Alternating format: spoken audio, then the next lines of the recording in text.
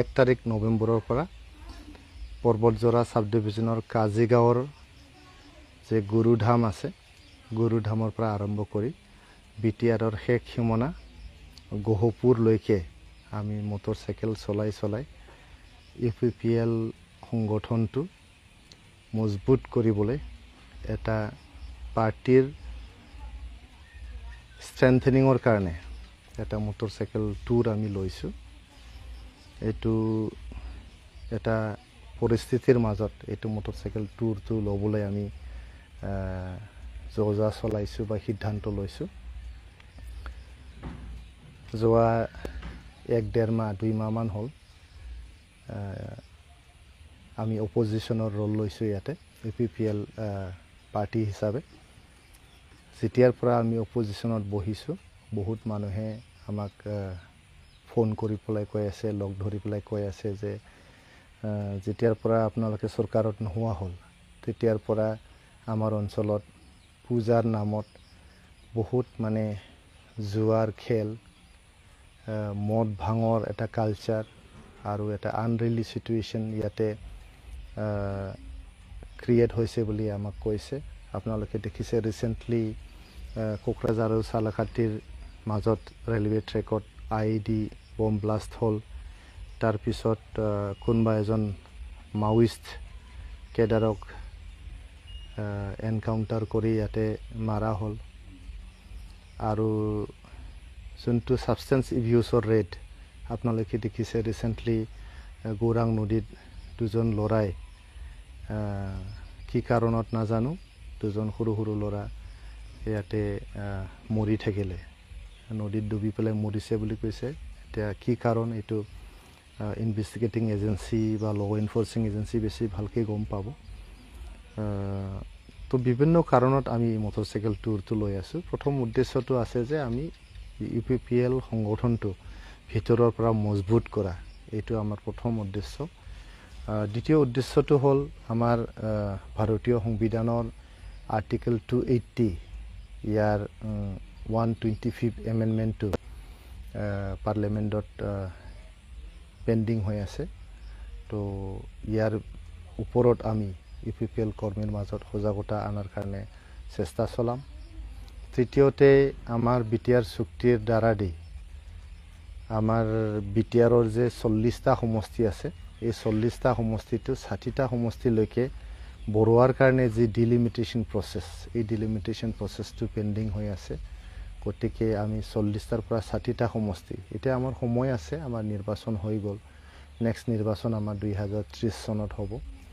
ইয়াৰ আগে ডিলিমিটেশ্যন প্ৰচেছটো শেষ কৰিব লাগে আৰু তেনেকুৱা আইনী প্ৰক্ৰিয়া কি আছে এইবিলাক সম্পূৰ্ণ কৰি পেলাই আমাৰ বিটিআৰৰ 40টাৰ পৰা 60টা যে সমষ্টি হ'ব লাগে এইটো আমি কমপ্লিট কৰিব লাগে।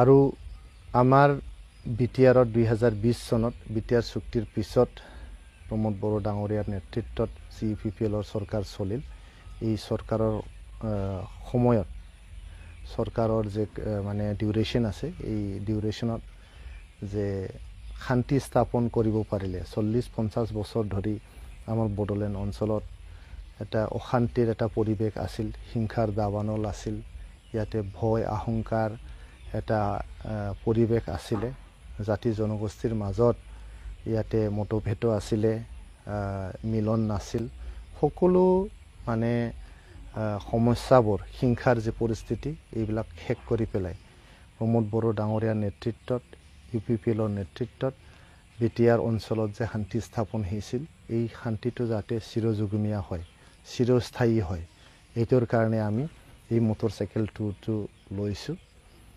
আৰু আমাৰ বিটিআৰ অঞ্চলত এতিয়া কিছুমান পৰিস্থিতি যে চলিছে, কিছুমান যে ৰাজনৈতিক সামাজিক যি পৰিস্থিতিবোৰ ইয়াতে উদ্ভাৱন হৈছে যিবিলাক মানে বাঞ্ছনীয় নহয়, এই পৰিস্থিতিবিলাকৰ যাতে আমি অন্ত পেলাব পাৰোঁ, শেষ কৰিব পাৰোঁ, এইটোৰ কাৰণে আমি এই মটৰচাইকেল টুৰটো আমি লৈছোঁ। আমাৰ ইনটু ৰেচত টোটেল 51টা মটৰচাইকেল থাকিব। প্ৰায় 100তকৈ অধিক আমাৰ APPL কৰ্মীয়ে ইয়াত যোগদান কৰিব প্ৰথমৰ পৰা শেষলৈকে। তাৰ বাদেও আমাৰ জিলাবিলাক, আমাৰ ব্লক জিলা পৰ্যায়ৰ কৰ্মীবিলাক সকলোৱে নিজৰ নিজৰ জিলাত, নিজৰ নিজৰ ব্লকত আমাৰ লগত এই মটৰচাইকেল ট্যুৰত অংশগ্ৰহণ কৰিব। গতিকে মই অনুৰোধ কৰিছোঁ সকলো APPL কৰ্মীক, সকলো শ্ৰেণীৰ ৰাইজক আমাৰ যে মটৰচাইকেল ট্যুৰ থাকিব ফৰ ৰিচাৰ্জেণ্ট UPPL, ৰিচাৰ্জেণ্ট BTR থিম লৈ পেলাই যে মটৰচাইকেল ট্যুৰ আমাৰ চলিব, আপোনালোকৰ সহায় সহযোগিতা মই কামনা কৰিছোঁ। প্ৰত্যেকটো মুহূৰ্তত, প্ৰত্যেকটো ক্ষণত আপোনালোকৰ সহায় সহযোগিতা আমাক লাগিব, আপোনালোকৰ আশীৰ্বাদ লাগিব, আপোনালোকৰ মৰম চেনেহ লাগিব, আপোনালোকৰ সমৰ্থন লাগিব। গতিকে সকলো APPL কৰ্মীসকলক আমাৰ লগত যোগদান কৰিবলৈ মই অনুৰোধ কৰিছোঁ। নিজৰ নিজৰ অঞ্চলত অংশগ্ৰহণ কৰিবলৈ অনুৰোধ কৰিছোঁ। ঠায়ে ঠায়ে আমাৰ বহুত প্ৰগ্ৰাম থাকিব, যেনেকৈ আমি কাজিগাঁৱত মটৰচাইকেল ৰেলীৰ আগত গুৰুধামত আমি যজ্ঞ আহুতি দি আমি আৰম্ভ কৰিম। যজ্ঞ আহুতিৰ পিছত আমি মটৰচাইকেল ট্যুৰটো আমাৰ দলৰ মাননীয় সভাপতি তথা আমাৰ BTRৰ প্ৰাক্তন CM প্ৰমোদ বড়ো ডাঙৰীয়া ফ্লেগ অফ কৰি পেলাই আমাৰ মটৰচাইকেল ট্যুৰটো মানে ইনঅগুৰেট কৰিব। তাৰপিছত আমি আহি এইফালে মৰণাই টি ষ্টেটত সোমাই, মৰণাই টি ষ্টেটৰ যি আমাৰ টি ৱৰ্কাৰ আছে তেখেতসকলৰ লগত অলপ আলোচনা কৰি আমি আহাৰ গ্ৰহণ কৰি পেলাই তাৰ পৰা আগুৱাই যাম। তেনেকৈ আমি প্ৰত্যেকটো জিলাত প্ৰগ্ৰামবিলাক কৰি যাই থাকিম আৰু গাঁৱতে আমি থাকিম। গাঁৱৰ যিকোনো সৰু সুৰা যি মানে কমিউনিটি হল আছে বা কিবা আছে বা পথাৰ আছে, তাতে আমি শুম। গতিকে এক সপ্তাহ জোৰা যে আমাৰ মটৰচাইকেল ট্যুৰ থাকিব, এই ট্যুৰটো আমাৰ UPPL সংগঠনটো মজবুত কৰাৰ কাৰণে, আমাৰ BTRৰ অঞ্চলৰ শান্তি সম্প্ৰীতি আৰু গুণগত সমাজ গঢ়াৰ কাৰণে এই ট্যুৰটো লোৱা হৈছে। আৰ্টিকেল 280ৰ আমাৰ 125th এমেণ্ডমেণ্টৰ কাৰণে হয়। BTRৰ যে সমষ্টিৰ ডিলিমিটেশ্যন 40টাৰ পৰা 60টালৈকে হোৱাৰ যে কথা আছিল, ইয়াৰ কাৰণে হয়। আমাৰ অঞ্চলত যাতে জুৱা, মদ, ভাং এইবিলাকৰ কালচাৰটো আমি শেষ কৰিব পাৰোঁ, এইটোৰ কাৰণে এই ট্যুৰটো হয়। আমি মুঠতে গঠনমূলক আৰু এটা গুণগত সমাজ গঢ়াৰ কাৰণে এই মটৰচাইকেল ৰেলীটো বা মটৰচাইকেল ট্যুৰটো আমি অৰ্গেনাইজ কৰিছোঁ। I trust that all of you will cooperate with us, help us. We seek your blessings in carrying out this motorcycle tour very peacefully, successfully, safely, and in a disciplined manner.